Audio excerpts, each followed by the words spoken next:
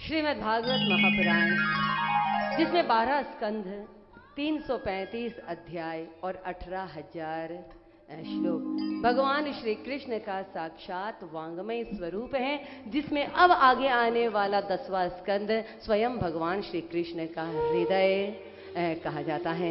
9वें स्कंद की समाप्ति में अंतिम 2 श्लोकों में सुखदेव जी महाराज कहते हैं राजा परीक्षित को कि चंद्रवंश के अंदर प्रभु श्री कृष्ण आए, जिन्होंने मथुरा में कंस की जेल में जन्म लिया, गोकुल में उनकी वृद्धि हुई, फिर नंदगांव में उनका प्रस्थान हुआ। 11 वर्ष 4.5 महीने तक गोकुल में ब्रज की लीलाएं करते रहे। मथुरा में आए, मामा कंस का उद्धार किया, उसके बाद द्वारिका का निर्माण किया। 8 पटरानियां थी, 16,108 विवाह किए, एक विवाह में 10 पुत्र और एक पुत्री, और अपना इतना विस्तार पूरा यदुवंश इतना बढ़ गया। और उसके बाद भगवान ने पूरे यदुवंश का संहार अपनी आंखों के सामने देखा है, और यहाँ से अपनी लीला का स्मरण करके फिर अपने धाम वापस चले गए हैं, और यहाँ पर कृष्ण की कथा पूरी हो जाती है। बोलिए कृष्ण कन्हैया लाल की जय। राम कथा भी पूरी हुई और कृष्ण कथा भी पूरी हुई। सुखदेव जी महाराज चुप हो गए, और सुखदेव जी महाराज जब चुप हो गए, कुछ बोले ही नहीं, तो परीक्षित क्या हृदय धड़क उठा। परीक्षित ने कहा, प्रभु कथितो वंश विस्तारो भवता सोम सूर्ययोः राज्ञा चोभयवंश चरितं परमाद्भुतम्। हे सुखदेव जी महाराज, जिस वृंदावन चंद आनंद कंद राधा रमण वाधाहरण सर्वेश्वर भगवान श्री कृष्ण की कथा सुनने के लिए मैं दीवाना हूँ, जिस श्याम नाम का मैं दीवाना हूँ, जिसने मेरी माँ के गर्भ में मेरी रक्षा की, मैं उनको पूरी तरह से देख भी नहीं पाया, और बाहर आने के बाद कभी मैंने उनके दर्शन भी नहीं किए। मैं देखना चाहता हूँ उनको जिन्होंने मेरे दादाओं को इतने बड़े महाभारत के युद्ध में विजय दिलवा दी। अरे उन्हीं की लीलाओं को, उन्हीं के चरित्र को सुनने के लिए मैं दीवाना बनकर आपके पिछले 3 दिन की कथाओं को सुन रहा था, और जब उनका चरित्र वर्णन करने का वक्त आया, आपने पूरा सूर्यवंश सुना दिया, पूरा चंद्रवंश सुना दिया, लेकिन जब बंशी वाले की बात आई तो आपने 2 ही श्लोक में झटपट खत्म कर दिया। मैं श्याम नाम का दीवाना। मैं आपसे हाथ जोड़कर प्रार्थना करता हूँ सुखदेव जी महाराज, आप मुझे अब कथा मत सुनाइए। अब मैं सुनना नहीं चाहता हूँ, अब मैं देखना चाहता हूँ। मैं भी आपसे ये कह रही हूँ, अब कथा सुनना मत। अभी तक मैं कह रही थी सावधान होकर सुनो, सावधान होकर सुनो, अब मैं कहती हूँ देखो कवि, अब हमको लीलाएं देखनी है। मुझे वृंदावन दिखला दो, मुझे वृंदावन दिखला दो। मैं देखना चाहता हूँ कौन सा वृंदावन। परीक्षित जी के अंदर जन्म जन्म की प्यास लगी है, श्याम नाम का दीवाने हैं, वो उस चरित्र को सुनते हैं। कोई अभी की प्यास नहीं है, सांप के डर से, मरने के भय से वो कृष्ण की कथा नहीं सुन रहे हैं, बहुत गहरी प्यास है परीक्षित जी महाराज की, और कह रहे हैं मुझे अब वो वृंदावन दिखला दो। आज वाला वृंदावन मत दिखा देना जहाँ बड़ी बड़ी बिल्डिंगें बनी हैं, जहाँ पंडे खड़े हैं, जहाँ पर मंदिर बने हुए हैं। मुझे वो वृंदावन दिखला दो जहाँ मधुवन हुआ करता है, जहाँ निधिवन हुआ करता है, जहाँ राधा श्याम से मिलती थी, और जहाँ बंसी बजती थी और चराचर मोहित। मैं भी हाथ जोड़कर सुखदेव जी महाराज से बस अब एक ही प्रार्थना करती हूँ आप सब लोगों की तरफ से और मेरी तरफ से, कि अब हमें भी वो वृंदावन दिखला दो। आइए हम सब प्रणाम करते हैं उस भूमि को जिसे कहते हैं वृंदावन, और एक बार दर्शन करने चलिए उस वृंदावन का। मैं श्याम नाम का दीवाना, मुझे वृंदावन दिखला दो ना। मैं श्याम नाम का दीवाना, मुझे वृंदावन दिखला दो ना। जिस मन मोहन ने मोह लिया, वो मन मोहन दिखला दो ना। जिस मन मोहन ने मोह लिया, वो मन मोहन दिखला दो ना।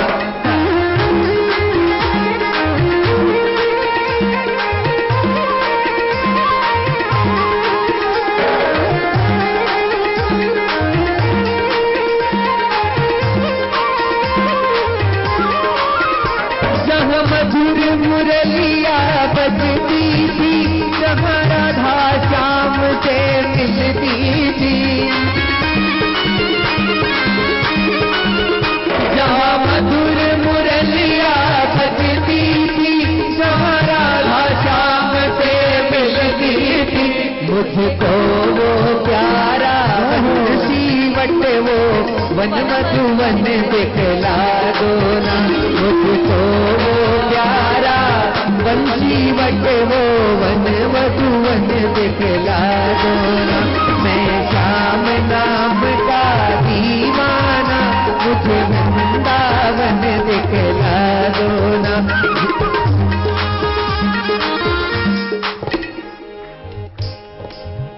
सुखदेव जी महाराज को हाथ जोड़ जोड़ कर परीक्षित रो रो कर कह रहे हैं, प्रभु मुझे वृंदावन दिखला दो ना। अभी तक तो 3 दिनों से हम बर्तन मांज रहे थे, हम हमारे अंतःकरण को रगड़ रगड़ कर मांज रहे थे, साफ कर रहे थे, धो रहे थे। सारी कथाओं की भागवत ने हमको धक्का मार मार कर हमारे अंतःकरण को रगड़ रगड़ कर, हमें ठोकर मार मार कर हमारे अंतःकरण को शुद्ध कर दिया है। अब मैं तैयार हूँ उस श्याम सुंदर का दर्शन करने के लिए। हम उस गिरिराज जी को देखना चाहते हैं। अरे पहाड़ को तो जाकर हमने देख लिया, परिक्रमा भी उस गिरिराज जी के पहाड़ की कर ली, पर मैं जानता हूँ कि ये कोई इतिहास नहीं है कि एक बार गिरिराज जी को उठाया था। ये तो लीलाएं हैं, नित्य लीलाएं हैं। आज भी रोज गिरिराज जी को मेरे ठाकुर उठा रहे हैं। परीक्षित हाथ जोड़कर कहते हैं सुखदेव जी को, मैं देखना चाहता हूँ। 7 साल की उम्र में छोटे से कन्हैया ने अपनी छोटी सी उंगली पर 7 दिन तक 7 कोस का पहाड़ उठाकर रखा है। एक बार मुझे गिरिराज जी की तलहटी को, गिरिवर को जिसने उठाया था, वर्षा से ब्रिज को बचाया था। गिरिवर को जिसने उठाया था, वर्षा से ब्रिज को बचाया था। वो सुंदर सुंदर गिरधारी, वो गोवर्धन दिखला दो ना। वो सुंदर सुंदर गिरधारी, वो गोवर्धन दिखला दो ना। मैं श्याम नाम का दीवाना, मुझे वृंदावन दिखला दो ना। देखना चाहता हूँ मैं, मूसलाधार बरसात हो रही है और इंद्र उपल गिराकर पूरे ब्रज को डुबाना चाहता है। मेरे छोटे से कन्हैया के चारों तरफ गिरिराज जी के नीचे लाखों लाखों ब्रिजवासी, और उन हजारों लाखों ब्रिजवासियों के बीच में श्री किशोरी जी खड़ी है। मैं देखना चाहता हूँ किशोरी जी को, मैं देखना चाहता हूँ उस दृश्य को जहाँ जीवन ब्रह्म को बांधा था। मैंने सुना है दामोदर का महीना है, कार्तिक का महीना है, और भगवान ने बड़ी सुंदर लीला की थी। लीला हुई थी जहाँ यशोदा मैया ने लाला को ऊखल से बांध दिया था। मैंने उन पेड़ों को तो देखा है वहां जाकर, पर मैंने ऊखल से बंधा हुआ कन्हैया देखा नहीं है, जिसे मैं देखना चाहता हूँ। क्या देखना चाह रहे हैं जी? जहाँ रास रचाने वाला था, दुनिया को नचाने वाला था। जहाँ रास रचाने वाला था, दुनिया को नचाने वाला था। वो वृंदावन, वो कुंज गली, वो श्रीनिधि वन दिखला दो ना। वो वृंदावन, वो कुंज गलियन, वो श्रीनिधि वन दिखला दो ना।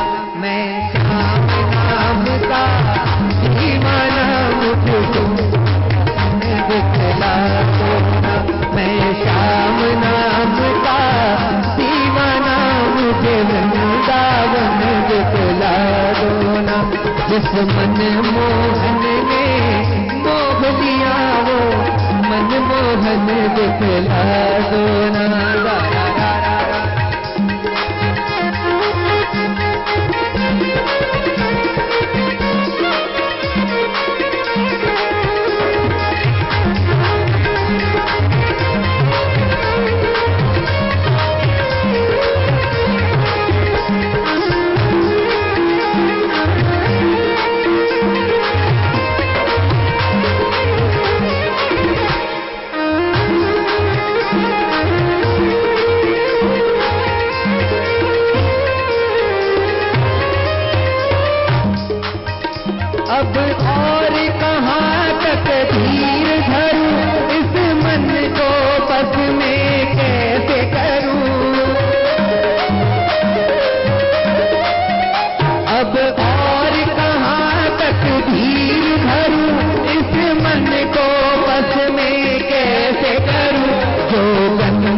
बसी मेरी नस नस में, वो गंध पवन दिखला दो ना। वो गंध बसी मेरी नस नस में, वो गंध पवन दिखला दो ना। मैं श्याम नाम का दीवाना, मुझे वृंदावन दिखला दो ना। जिस मनमोहन ने मोह लिया, वो मनमोहन दिखला दो। जिस मनमोहन ने मोह लिया, वो मनमोहन दिखला दो। वो मनमोहन दिखला दो, वो मनमोहन दिखला दो, वो मनमोहन दिखला दो। सम्यग व्यवसिता बुद्धि, सम्यग व्यवसिता बुद्धि, तव राजर्षि सत्तमः। वासुदेव कथायां ते यज्जाता नैष्ठिकीरतिः। सम्यग व्यवसिता बुद्धि तव राजर्षि सत्तम है। हे राजर्षि परीक्षित, तुम्हारी बुद्धि सम्यग व्यवस्थिता हो चुकी है। जिस बुद्धि में स्वयं साक्षात श्री कृष्ण आकर विराजमान हो चुके हैं तुम्हारी बुद्धि में, और तब जन्म जन्मांतरों के तुम्हारे पुण्य उदय हुए हैं, तब कहीं जाकर भगवान श्री कृष्ण के प्रति नैष्ठिक रति है। एक निष्ठा, एक रति, जन्म जन्म रति राम पद। तब कहीं जाकर भगवान श्री कृष्ण की लीलाओं को सुनने का मन होता है। ये सौभाग्य जो हम सब के जीवन में आया है, हम और आप जानते नहीं हैं कि ये सिर्फ सौभाग्य बोलने के लिए नहीं है, ये सही में साक्षात ये कार्तिक का महीना, ये दामोदर महीने में गंगा जी के तट पर और कृष्ण की कथा को सुनना, ये न जाने जन्म लाख बोलूं कि करोड़ बोलूं, कौन से जन्मों के पुण्य है मैं नहीं जानती हूँ, पर ये बड़ी मुश्किल से मिलता है। ये मैं नहीं कर रही हूँ, यहाँ सुखदेव जी परीक्षित को कह रहे हैं, परीक्षित तुम सुनने के लिए व्यसनात्मक बुद्धि तुम्हारी हो, जो व्यसन लग जाता है, एडिक्शन हो जाता है, फिर उस टाइम पर उस समय वो चीज चाहिए ही है, उसके बिना चल नहीं सकता है। नस नाड़ियां अंदर से चिल्ला चिल्ला कर बोलती हैं, वो पी, वो कर, वो ले, चाय नहीं पिएगा तो मर जाएगा, सर दुखने लग जाएगा, होता है ना व्यसनात्मक भक्ति। बिल्कुल वैसी व्यसनात्मक भक्ति हो गई है आज। परीक्षित जी को कहते हैं 4 दिन हो गए हैं परीक्षित, सुखदेव जी कहते हैं तूने गंगा जल भी नहीं पिया। आज शुकताल में बैठे हुए हैं गंगा जी के तट पर, 4 दिन तक उस कथा में कितना रम गए होंगे परीक्षित जी कि गंगा जी के तट पर बैठकर जिन्होंने गंगा जल भी सेवन नहीं किया है। कथा के प्रति अटूट निष्ठा, कथा के प्रति इतनी श्रद्धा, कथा को जीना, कथा ही पीना, कथा ही खाना, इतना।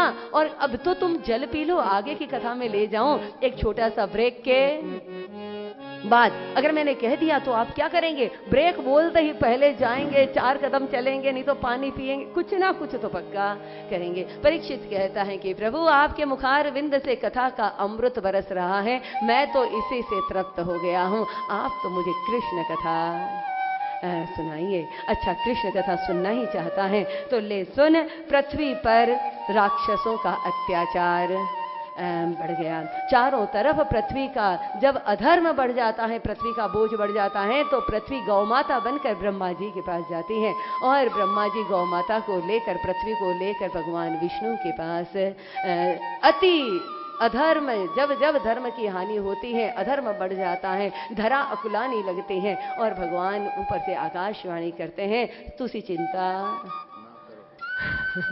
ना करो, मैं बस आने ही वाला हूँ। अब मैं आऊंगा तो सिर्फ राक्षसों का उद्धार करने के लिए नहीं, इस बार ऐसी ऐसी लीलाएं करूंगा और सारे, अब ये लीला पुरुषोत्तम आएंगे समस्त लोक को आनंद देने के लिए, सारे जीव मात्र को अपनी शरण में लेने के लिए। जाओ, जिसको मेरे नाम और रूप में श्रद्धा है और मेरी सेवा करना चाहते हो, ब्रिज में अवतरित हो जाओ। ब्रिज में कोई पैदा नहीं हो सकता, ब्रिज में कोई बन नहीं सकता, ब्रिज में तो पूरा का पूरा गोधाम एज इट इज अवतरित हुआ है। सारे ऋषि महात्माओं ने, देवताओं ने सुना है, कोई गोपी बनकर, कोई मोर बनकर, कोई गाय बनकर, कोई लता बनकर, कोई पता बनकर, जैसे ही जाने लगे सा योग माया ने रोक दिया। बोले यहाँ किसी की एंट्री नहीं है, यहाँ बनकर जो बनता है वो बिगड़ता करता है और ब्रिज में कोई बिगड़ नहीं सकता है कृष्ण के रहते, इसलिए पूरा का पूरा गोकुल वहाँ पर अवतरित हो गया। पूरा गोलोक एज इट इज अवतरित हुआ है। और एक तरफ मथुरा में उग्रसेन जी महाराज और देवक के यहाँ पुत्री थी देवकी, और उग्रसेन जी के यहाँ कंस, चचेरी बहन है देवकी। बहन से बहुत प्यार है कंस को। और जैसे ही देवकी का विवाह हुआ उस समय यदुवंश में वसुदेव जी महाराज, पहले भी बहुत विवाह हुए लेकिन एक भी संतान नहीं थी, और उस संतान के लिए अब कंस की चचेरी बहन देवकी के साथ में उनका विवाह हुआ। और विवाह के बाद विदाई हो रही थी। अरे पड़ोस की भी लड़की की विदाई होती है ना तो हमको रोना आ जाता है, और यहाँ तो देवकी जी का विदाई हो रहा था। कंस भी अपने आप को रोक नहीं पाया। अरे जनक जी भी रोक नहीं पाए थे। जानकी जी जा रही थी तो रोने लगे अपनी बेटी की विदाई पर। जनक जी जैसे राजा जो आत्मा में लीन रहने वाले हैं वो भी हे जानकी इतना रोए हैं जनक जी महाराज कि मैं जब ये कथा सुना रही थी तो मैं इस प्रसंग को बोल ही नहीं पाई। इतना दर्द, इतना दुख जनक जी महाराज को हुआ है।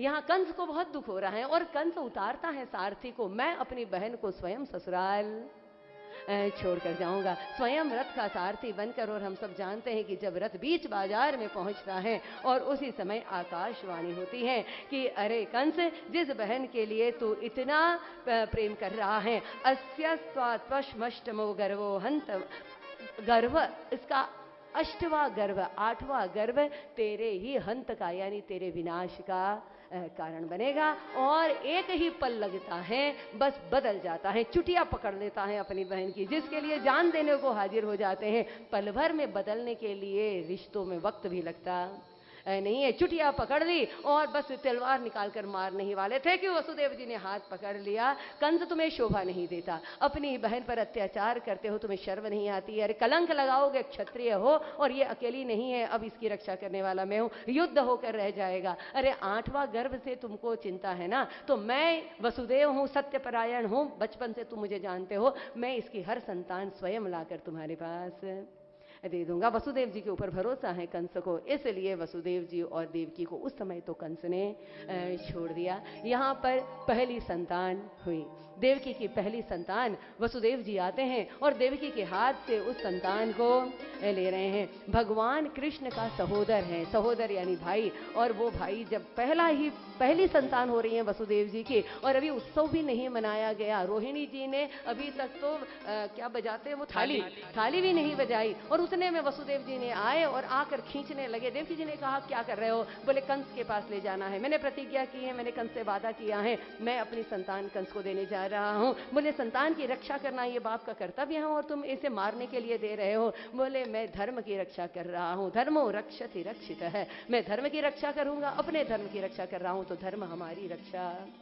जरूर करेगा। लाकर कंस के हाथों में दे दिया। ये देवकी की पहली संतान है। छोटी सी संतान को देखकर कंस मुस्कुरा दिया, कहने लगा ये मेरा क्या बिगाड़ेगी। और वैसे भी 8वीं संतान की बात है, इस पहली संतान। और वसुदेव तुम्हारी सत्यनिष्ठा पर मैं बहुत प्रसन्न हुआ, जाओ इसे ले जाओ। करुणा आ गई, बहन का बेटा है, कहीं मामा हूं इसलिए। और सारे देवता परेशान हो गए, अगर कंस के अंदर करुणा आ गई, इसके पापों का घड़ा नहीं भरेगा तो भगवान अवतार लेंगे नहीं। नारद जी को बेचारे को फंसाया, भेजा नारद जी को कंस के पास।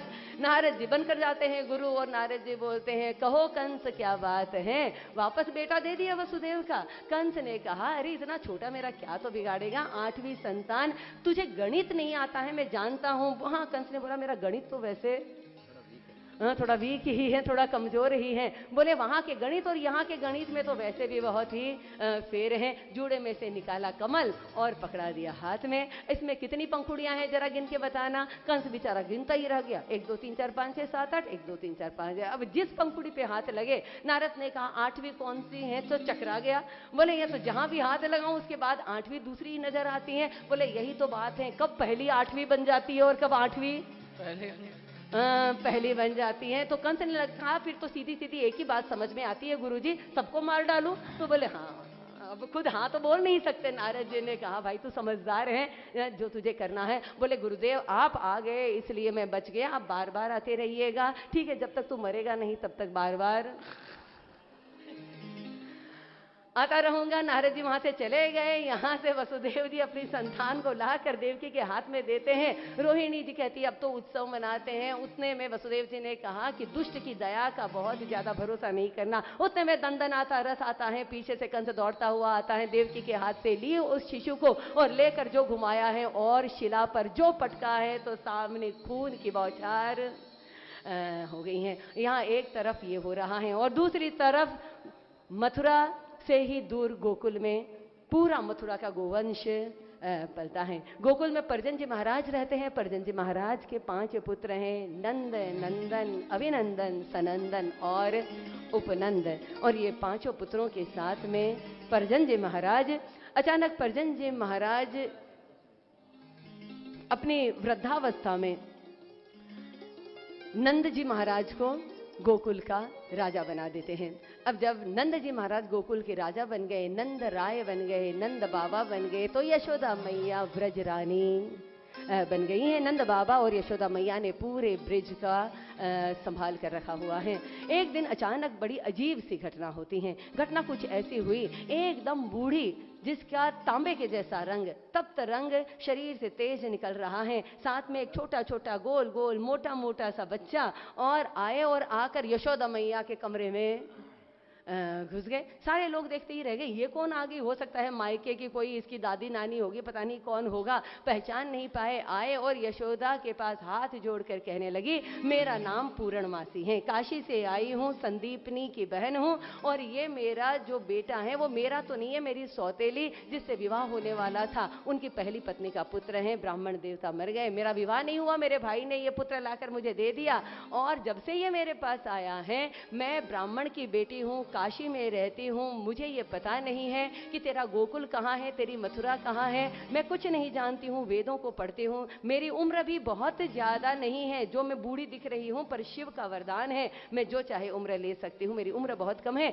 पर ये जो मेरे साथ में है इसका नाम मधुमंगल है, ये दिखता छोटा है लेकिन इसकी उम्र बहुत बड़ी है। जब से ये मेरे पास आया है तब से एक ही रट लगाकर बैठा है, मैया गोकुल चलो, मैया गोकुल चलो। यशोदा मैया की नजर पड़ी तो मोटा मोटा गणेश जी के जैसा पेट, स्फटिक की माला, साक्षात भगवान कृष्ण के आने का श्री गणेश हो रहा है। गणेश जी महाराज पहले ब्रज में पहुंच गए हैं। यहाँ पूर्णमासी बड़ी प्रसन्न होती है। यशोदा मैया ने देखा कोई ब्राह्मण के यहाँ से हमारे पास इतनी दूर से आया है, नंद बाबा को बुलाया, गांव के बाहर कुटिया बनाई, शांडिल्य ऋषि को ब्रह्मा जी ने कह दिया जाओ जिसके भजनों में पागल हुए रहते हो वो अवतार लेने वाला है, जाकर के पुरोहित बन जाओ। शांडिल्य मुनि की कुटिया बनी हुई है, पूर्णमासी की कुटिया वहीं पर बनती है। शांडिल्य ऋषि ने पूर्णमासी को देखा और देखते ही कहने लगा संदीपनी की बहन हो तो हमारी भी बहन हुई। मधुमंगल ने बोला मैया का भैया मामा, मैया का भैया मामा। मधुमंगल जी ने आज शांडिल्य ऋषि को मामा मामा कहना शुरू कर दिया। बड़ा प्रेम है, बड़ा सुंदर आनंद से उस कुटिया में रहने लगी। दूसरे ही दिन सुबह सुबह पूर्णमासी अपने दैनिक कार्यों से निवृत्त हुई। अचानक यशोदा की याद आने लगी। यशोदा की याद आने लगी। क्यों याद आने लगी? क्योंकि इतना प्रेम करती हैं यशोदा मैया। यशोदा मैया पूरे ब्रिजवासी इतना प्रेम करते हैं कि वो आकर्षित करते हैं, वो खींचते हैं, हर किसी के हृदय को खींचते हैं। कारण एक ही, गौओं की सेवा करते हैं। जो जो गायों की सेवा करता है उसके भीतर इतना प्रेम जागृत होता है और उस प्रेम की वजह से वो आकर्षण हुआ। पहुंच गई पूर्णमासी वापस यशोदा से मिलने के लिए। यशोदा मैया ने प्रणाम किया, पुत्रवती भव का आशीर्वाद निकल गया पूर्णमासी के मुंह से। यशोदा मैया की आंखों से मोटे मोटे आंसू निकलने लगे। बुढ़ापे में ऐसा वरदान में दे रही हैं, लगता है कि संतान ना होने का ताना कस रही हैं। दिल को दुख हुआ, रोने लगी। पूर्णमासी को इतना पश्चाताप हुआ, प्रेम करने वाली का दिल मैंने दुखा दिया। अरे क्यों मेरे मुख से निकल गया पुत्रवती भव? मुझे क्या लेना देना है कि पुत्र हो या ना हो? मैं बोल देती कृष्णरमती भव, नारायणमती भव, स्वस्ति भव।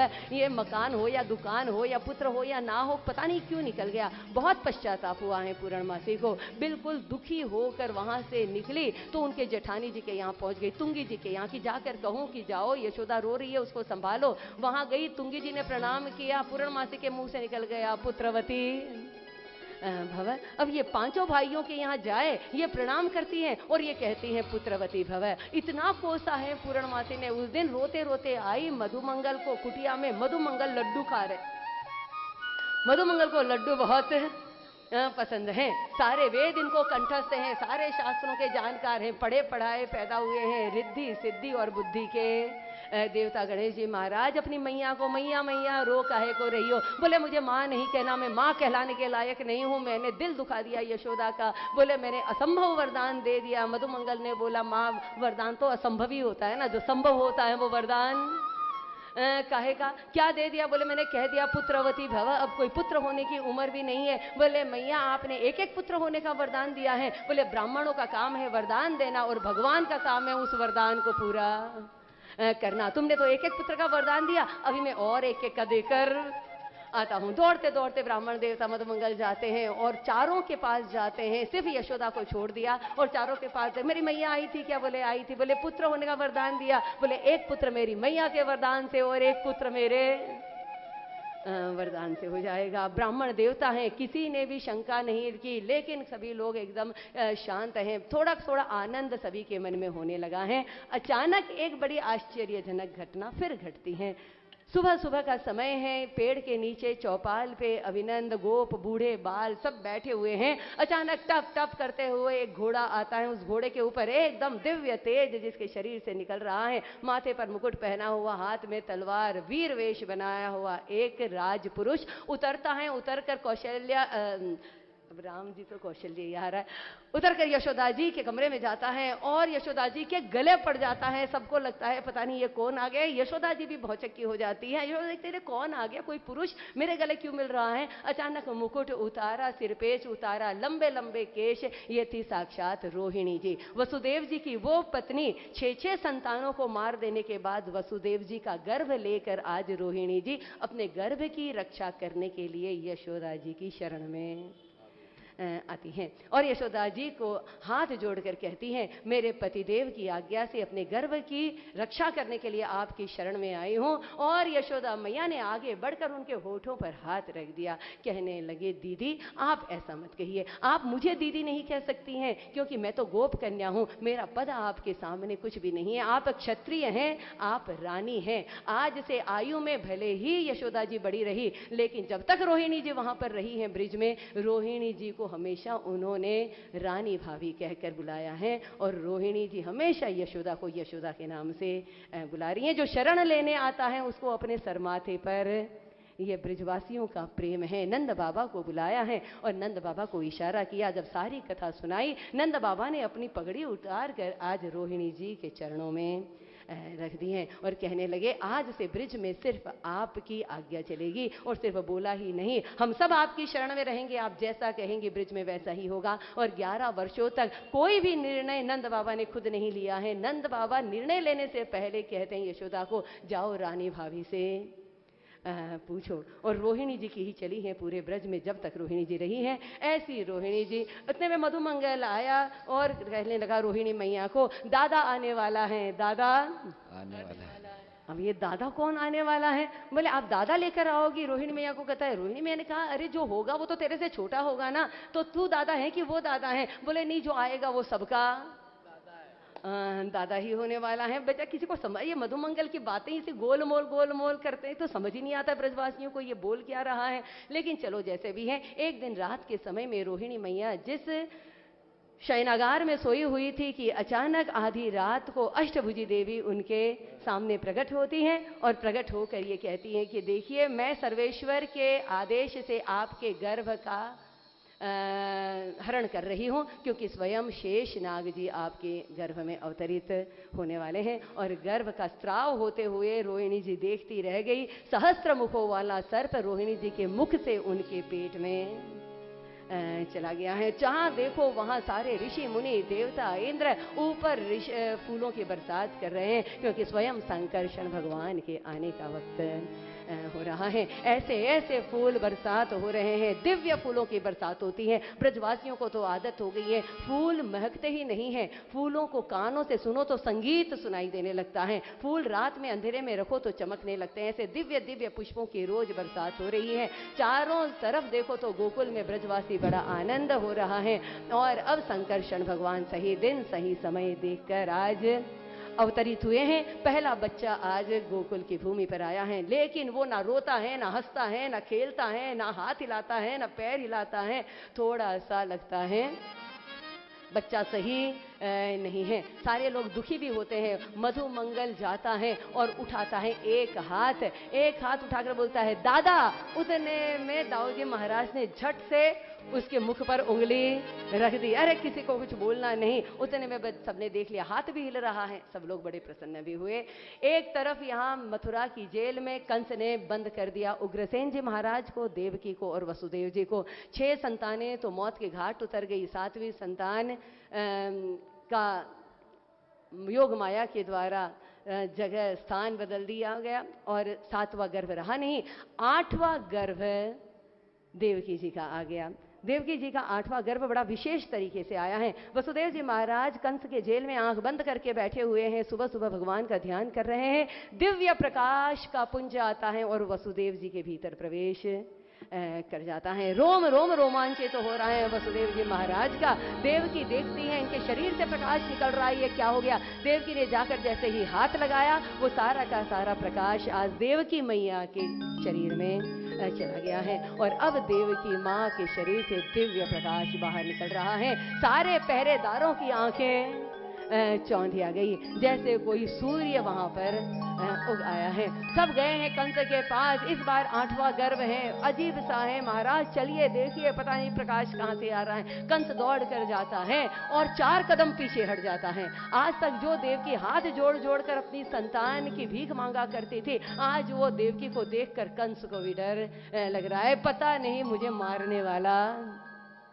आने वाला है, अब क्या करूं। पहरेदारों को बढ़ा दूं। कंस ने कहा जेल के ताले में बढ़वा दूं।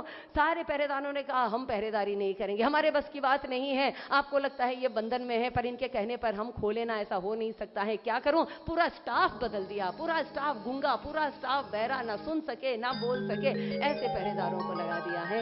एक तरफ यहाँ मथुरा की जेल में वसुदेव देवकी के गर्भ में प्रभु का अंश आ रहा है। यहाँ यशोदा मैया और नंद बाबा के साथ सेम घटना उसी दिन उसी समय घटित होती है। नंद बाबा भी बैठे हुए हैं, भगवान नारायण का ध्यान करते हैं। वही पुंज, वही प्रकाश, वही तेज, और नंद बाबा का रोमांचित आंखों से झरझर आंसू बह रहे हैं। नंद बाबा को अपनी आंखों के आगे दिखाई दे रहा है एक छोटा छोटा नीले रंग का प्रकाश, नील वर्ण छोटा सा बच्चा, छोटा सा मोर मुकुट, मोतियों के जैसे दांत, मुस्कुरा रहा है, बांसुरी बजा रहा है, उसमें से प्रकाश निकल रहा है और नंद बाबा के भीतर प्रवेश कर रहा है। नंद बाबा को सारे ब्रजवासियों ने देखा। यशोदा मैया इधर आओ। यशोदा मैया ने आकर नंद बाबा को हाथ लगाया।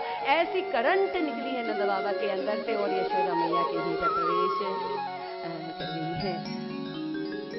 ये सब कुछ हो रहा है और एक तरफ अब नंद बाबा जब जब यशोदा को देखते हैं, उनके आंचल में उनको वो छोटा सा नीला बच्चा दिखाई देता है। अब वो यशोदा को छोड़कर ही नहीं जाते, दिन भर यशोदा को चिपके रहते हैं।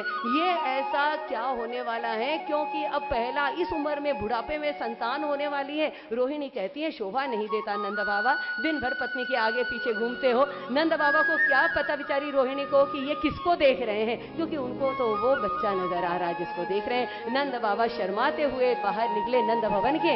देखा एक बूढ़ा आदमी, और वो बूढ़ा आदमी क्या कर रहा है। उस बूढ़े आदमी ने एक डलिया अपने सर पर रखी है। वो डलिया पूरे नंद भवन के आंगन में उल्टा देता है। हीरे जवाहरात मोती रत्न एक से बढ़कर एक कीमती। बोले ये कहां से लेकर आ गए। बोले लाला आने वाला है, लाला खेलने वाला है। कहां से लाए हो। जमुना जी से लाया हूं, जमुना जी में ऐसे इतने पड़े हैं, चाहे उतना ले आओ। जयति तेधिकम जन्मना व्रज श्रयत इंदिरा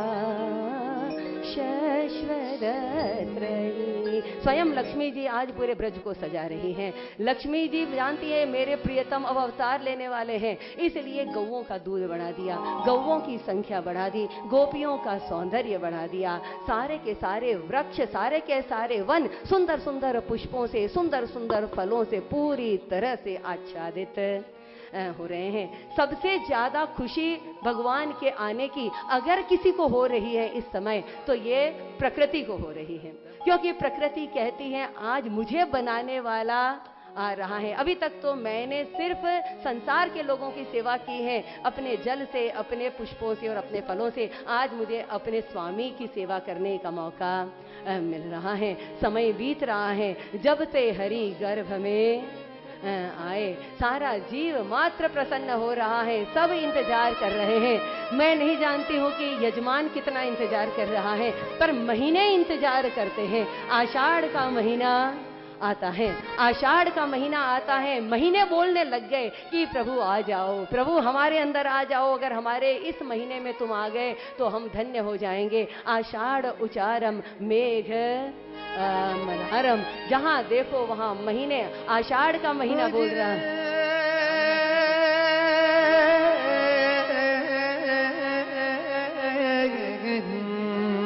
आषाढ़ उचारम मेघ मलारम बनी बहारम जलदारम दादुर डकारम मयूर पुकारम तड़ित ताड़म विरतारम विस्तारम।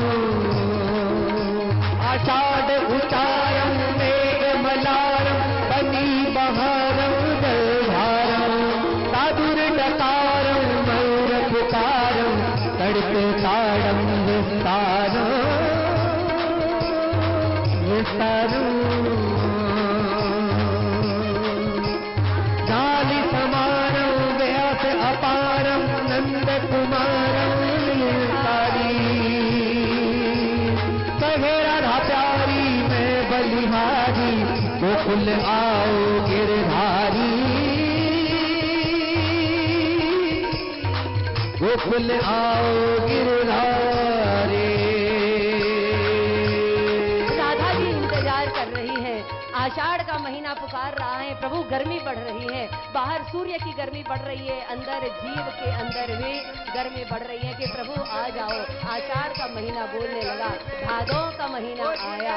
भादों का महीना कुछ नहीं बोल रहा है, भादों का महीना जानता है जो सेठानी को पसंद है वही सेठ को भी पसंद आए। राधा रानी भादों के महीने को चुनती है आने के लिए, तो कन्हैया भादों को छोड़कर किसी और महीने में आ ही नहीं सकता। सावन का महीना आया और सावन के महीने में काले काले बादल, उन बादलों से बूंदे जो बरस रही हैं तो लगता है जैसे शिवजी की जटाओं से आज गंगा जी बरस रही है। चारों तरफ गंगा जी का पवित्र पावन जल बरसने लगा और देखो तो जीव मात्र का अंतःकरण शुद्ध हो रहा है।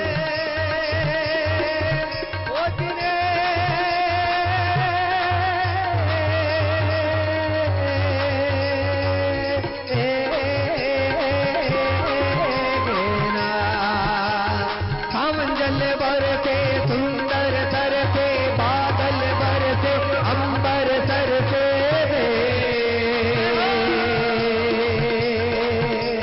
गिरिवर तट से लता लटक से नदियां बरसे सागर में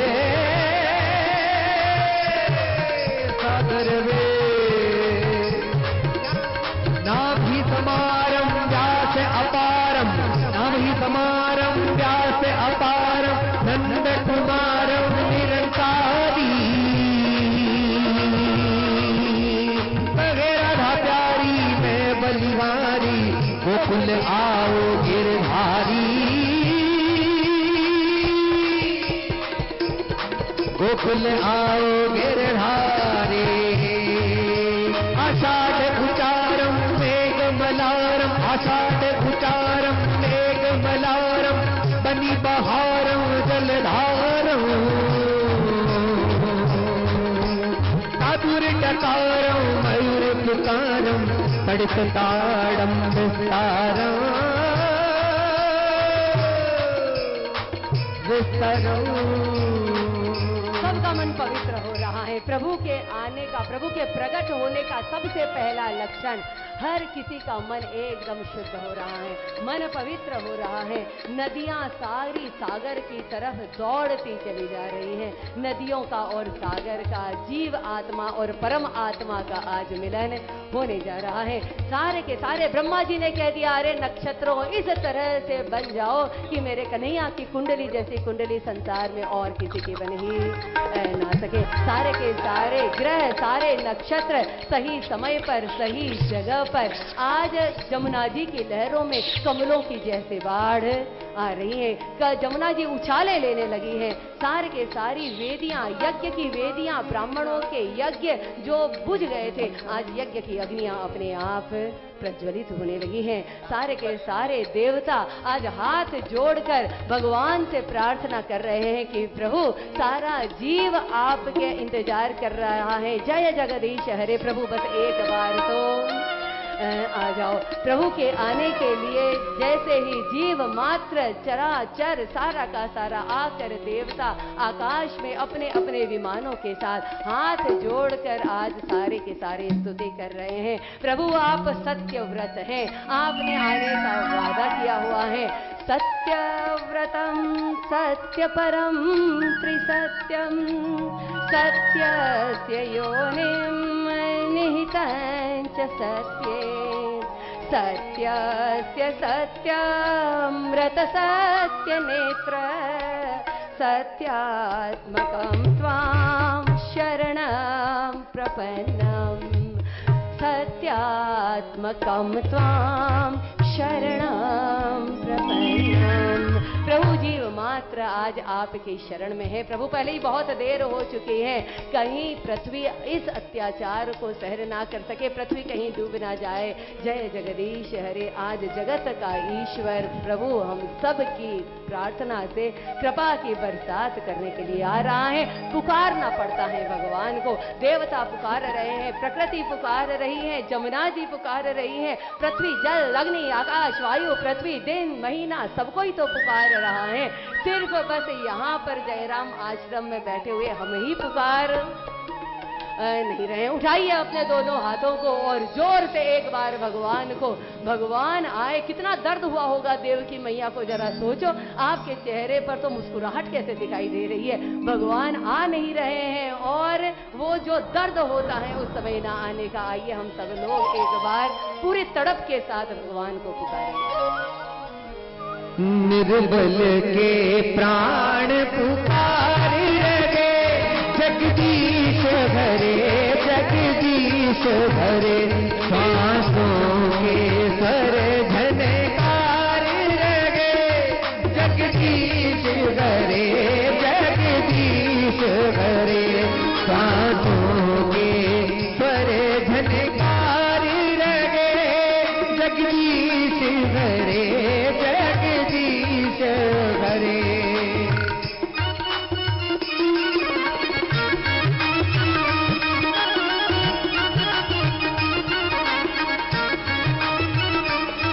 आकाश हिमालय सागर में, पृथ्वी पाताल चराचर में, आकाश हिमालय सागर में, पृथ्वी पाताल चराचर में, यह मधुर बोल गुंजार रहे, जगदीश हरे जगदीश हरे, सांसों के स्वर झनकार रहे, जगदीश हरे जगदीश हरे।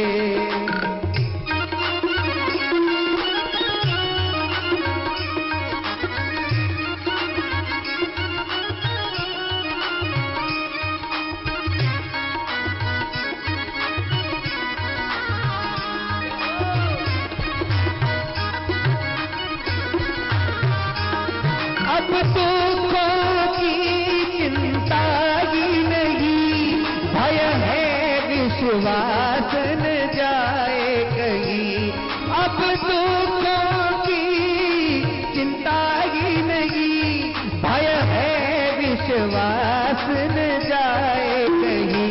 टूटने न लगा ये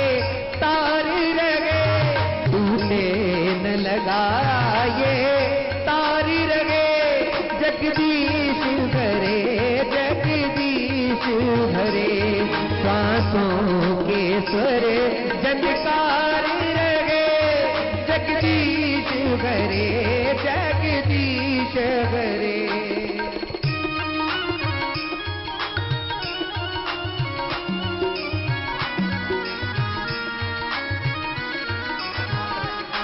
जब दया दृष्टि हो जाती है, जब दया दृष्टि हो जाती है, सूखी खेती हरियाती है, सूखी खेती हरियाती है।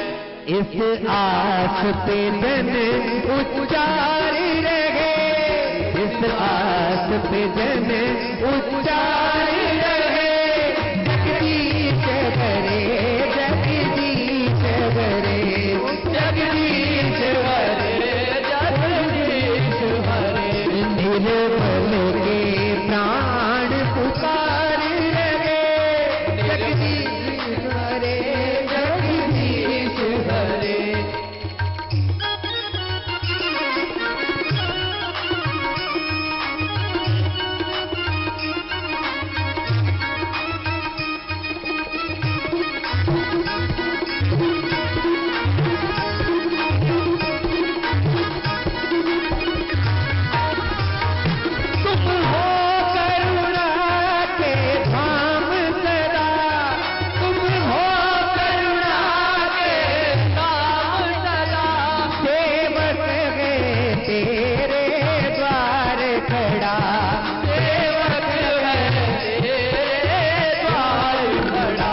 इस आस पे जन उच्चार रहे, बस इतना सदा ये विचार रहे, जगदीश हरे जगदीश हरे, जगदीश हरे जगदीश हरे।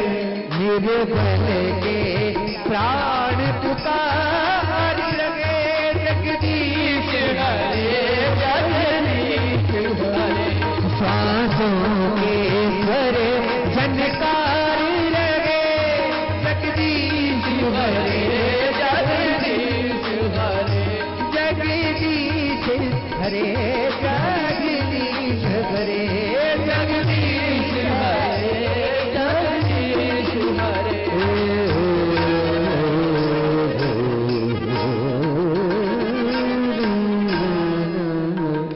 कंस के कारागार में जीव मात्र की पुकार जब उस करुणा निधान ने, दया निधान ने, गरीब नवाज ने सुनी है, तो आज कंस के कारागार में अपने मामा का उद्धार करने के लिए, गोपियों के साथ रास रचाने के लिए, गोपियों की माखन की मटकी को फोड़ने के लिए, गिरिराज को उठाने के लिए, आज गौओं की रक्षा करने के लिए, ब्राह्मणों को आनंद देने के लिए, अथ सर्वगुणों पेत है कालः परम शोभन है।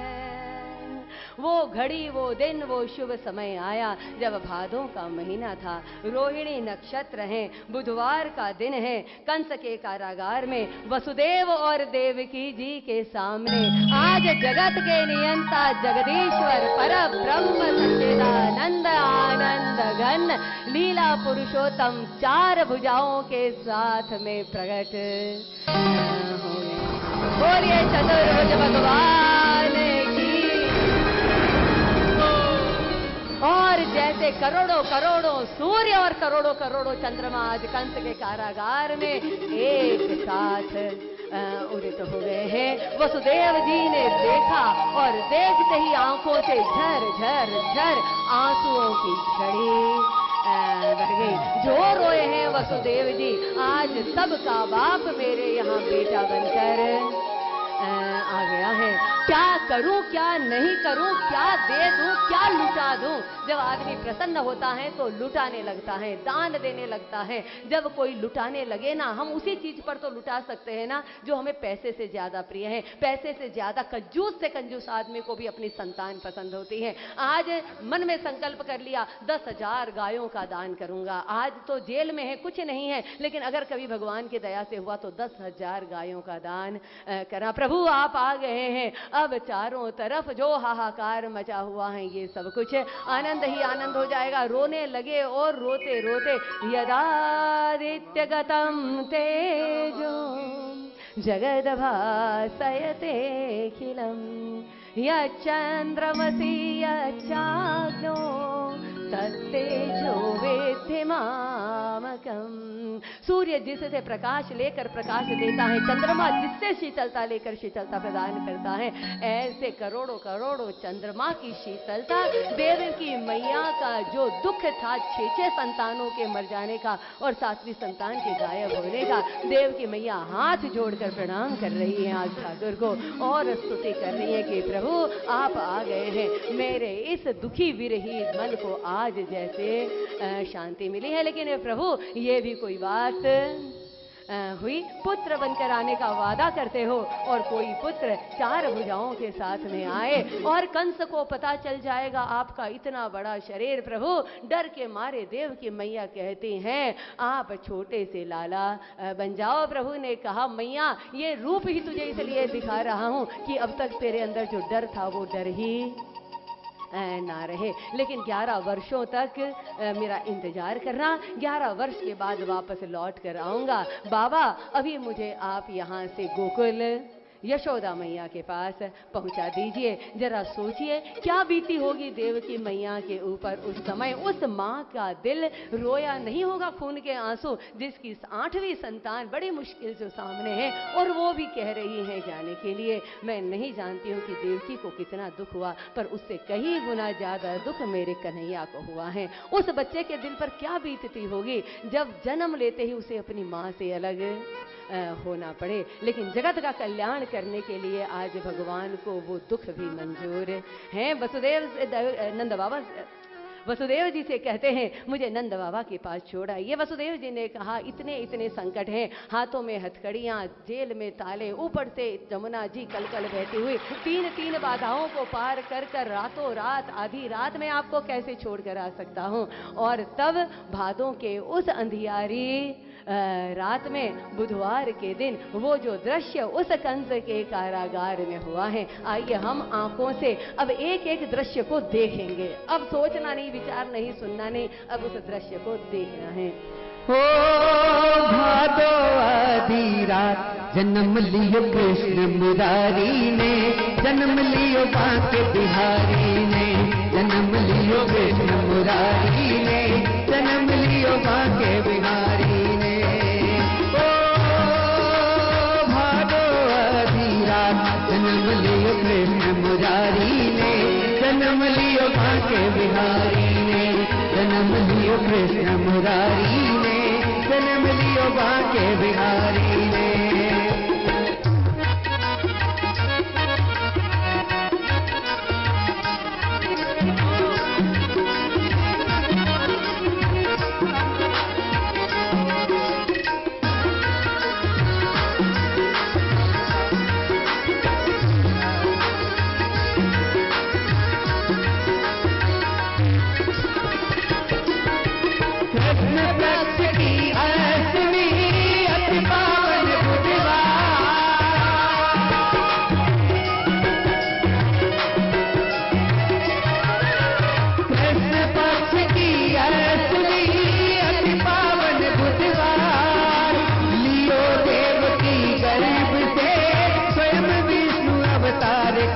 प्रभु लीलाधारी ने, जन्म लियो कृष्ण मुरारी ने, कृष्ण प्रभु लीलाधारी ने, जन्म लियो कृष्ण मुरारी ने। अरे भादो आधी रात जन्म लियो कृष्ण मुरारी ने, जन्म लियो बांके बिहारी ने, जन्म लियो कृष्ण मुरारी ने, जन्म लियो बांके बिहारी ने, जन्म लियो कृष्ण मुरारी ने, जन्म लियो बांके बिहारी ने, जन्म लियो बांके बिहारी ने। कृष्ण प्रभु लीलाधारी ने, कृष्ण प्रभु लीलाधारी ने। और जैसे मैया की बात सुना है, छोटा सा स्वरूप सुनी वचन सुजाना रोदन ठाना, जाना, हुई बालक सुर भूपा।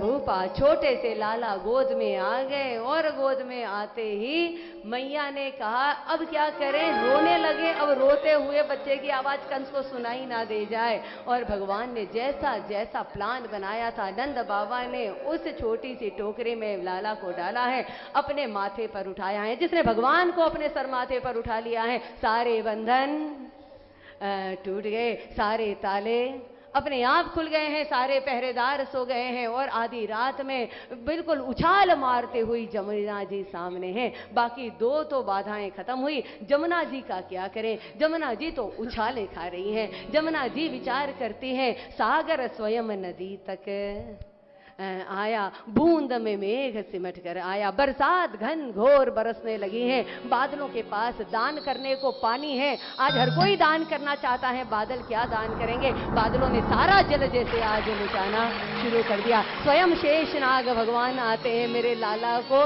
कहीं छींक ना आ जाए, सर्दी ना आ जाए, इसलिए माथे पर छत्र रख दिया है। जमुना जी उछाले ले रही है। नंद बाबा कहते हैं, जमुना मैया मैंने आज तक तेरी बड़ी सेवा की है, आज सारी सेवाओं का फल एक ही दे। मेरी देवकी की 8वीं संतान है, मैं डूब जाऊं तो डूब जाऊं, मर जाऊं तो मर जाऊं, पर मेरे लाला को कुछ ना हो जाए। कहाँ पता है, नंद बाबा तो खुद ससुर हैं। ये जमुना जी अपने पति के पैर छू रही हैं। कन्हैया कहते हैं, अरे ससुर को डुबा कर मेरे पैर छुएगी। हमारे लाला ने अपना पैर बाहर निकाल दिया। ले पति घर में आए और पत्नी चरण भी ना छुए, ये भी कोई बात हुई। और जैसे ही जमुना जी ने पैरों को स्पर्श किया है, झट से जमुना जी ने रास्ता दिया। झट से चलते चलते पहुंच गए गोकुल में, नंद भवन में, नंद बाबा के उस प्रसूति का गृह में, जहां यशोदा मैया, सारे के सारे गोकुलवासी इंतजार कर रहे थे। यशोदा मैया के यहाँ संतान होने वाली है, पर जब होने वाली थी तो सारे के सारे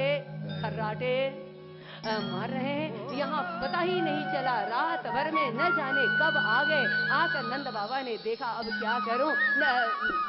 वसुदेव जी ने देखा, अब क्या करूं। देखा यशोदा मैया के पास एक योग माया छोटी सी कन्या रो रही है। उस कन्या को झट से उठाया और अपने जिगर के टुकड़े को दिल पे पत्थर रख कर आज वसुदेव जी ने यशोदा मैया के पास छोड़ दिया है। कानों कान किसी को पता ना चले, खबर ना चले, उल्टे पैरों दौड़ कर आए हैं। और जिसने भगवान को छोड़ा और माया को अपने माथे पर उठा लिया, फिर से जेल के ताले और फिर से हाथ के बंधन। यहाँ सुनंदा बुआ है, ये हमारे कन्हैया की बुआ जी हैं, अपनी भाभी की डिलीवरी के लिए आई हैं। दूसरे कमरे में न जाने कब नींद आ गई। कन्हैया देख रहे हैं, छोटे से लाला देखते हैं, कोई मुझे देख भी नहीं रहा है, मैं आ गया और देखो सब सो रहे हैं। सबको जगाने के लिए सायरन बजाना पड़ेगा। और सायरन बजाओ, वाह। जैसे ही रोना शुरू किया है कि अचानक सबसे पहले बुआ तो बेचारी, क्योंकि मिलेगी बधाई उस चक्कर में बुआ जागी और दौड़ती दौड़ती आई और आकर उठाया यशोदा को। भाभी तूने लाला कब जाया, तूने मेरे को नहीं उठाया। यशोदा उठी, बोली मेरे को भी नहीं पता है कब जाया, कब हो गया। इतना सुंदर लाला, अरे इतना सुंदर लाला, भाभी देख तो सही। और यशोदा मैया की गोद में पकड़ा दिया। दौड़ती हुई बधावाज जाती है नंद बाबा के पास में। सुबह 4:30 बजे का वक्त, नंद बाबा गौओं की सेवा गौशाला में कर रहे हैं। बाबा सुनो, बाबा सुनो। अरे क्यों शोर मचा रही है बाबा, ऐसी खबर लाई हूँ, ऐसी खबर लाई हूँ, ऐसी खबर लाई हूँ। अरे बोले खबर तो बता। बोले बस खबर ही तो निकल नहीं रही है मुंह से।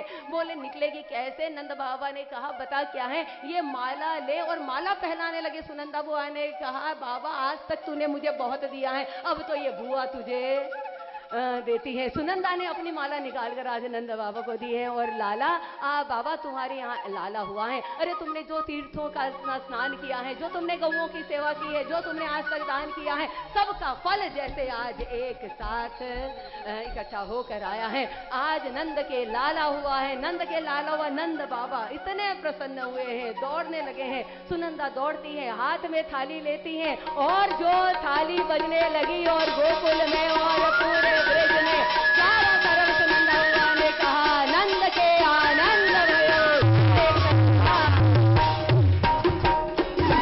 नंद के आनंद भयो, जय कन्हैया लाल के। नंद के आनंद भयो, जय कन्हैया लाल की। नंद के आनंद भयो, जय कन्हैया लाल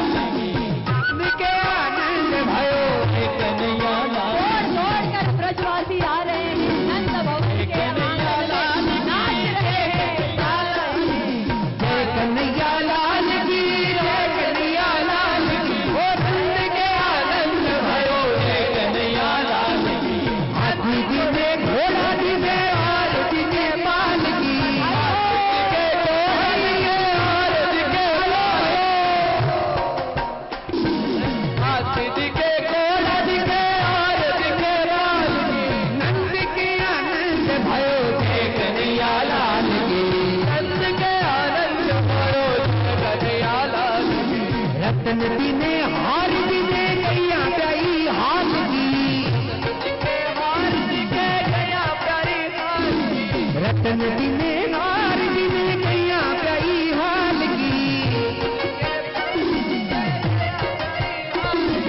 नंद के आनंद भयो जय कन्हैया लाल के, नंद के आनंद भयो जय कन्हैया लाल के।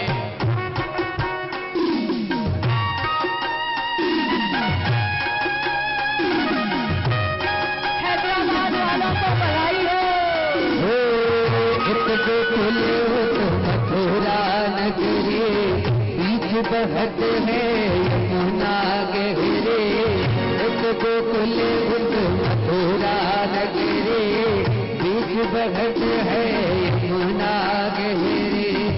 मथुरा में दुख गोकुल में सुख, मथुरा में दुख गोकुल में सुख, कंस को दुख दुख लायो लायो, गोविंद गोकुल आयो, गोविंद गोकुल आयो, गोविंद गोकुल आयो, गोविंद गोकुल आयो। कंठा जी ने कटुला दिने दिने मुक्ता माल की, कंठा जी ने कटुला दिने दिने मुक्ता माल की। नंद गया नंद भयो जय कन्हैया लाल की, नंद गया नंद भयो जय कन्हैया लाल की। बड़े दिने छड़े दिने बिती बिती भाल की, बड़े दिने छड़े दिने बिती बिती भाल की। नंद गया नंद भयो जय कन्हैया लाल की, नंद के आनंद भयो जय कन्हैया लाल की।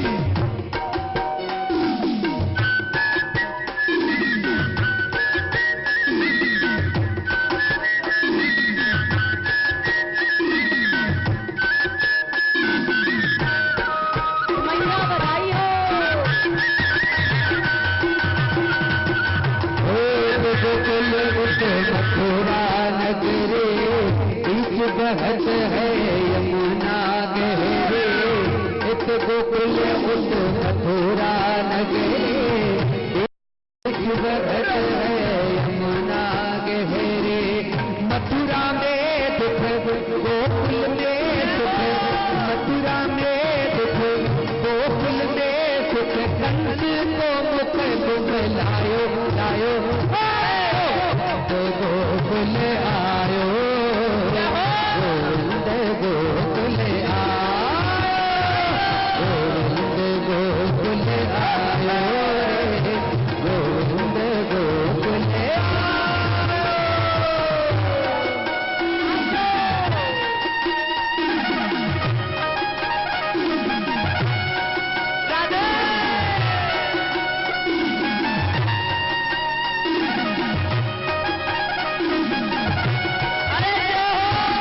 सुरमा दिए दर्पण दिए कंगी दिली माल की, सुरमा दिए दर्पण दिए कंगी दिली माल की।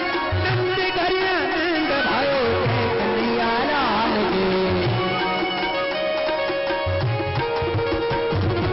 नंद गया नंद भयो जय कन्हैया लाल के, नंद के आनंद भयो जय कन्हैया लाल के। नंद गया नंद भयो जय कन्हैया लाल की, नंद के आनंद भयो जय कन्हैया लाल की।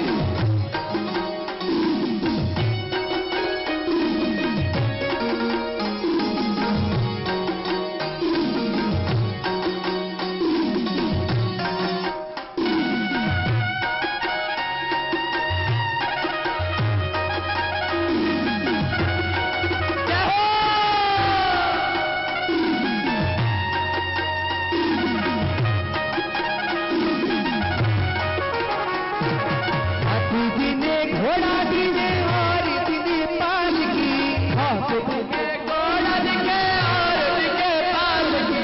रतन दिने हार दिने गैया प्याई हाल की, रतन दिने हार दिने गैया दिने पाल की। नंद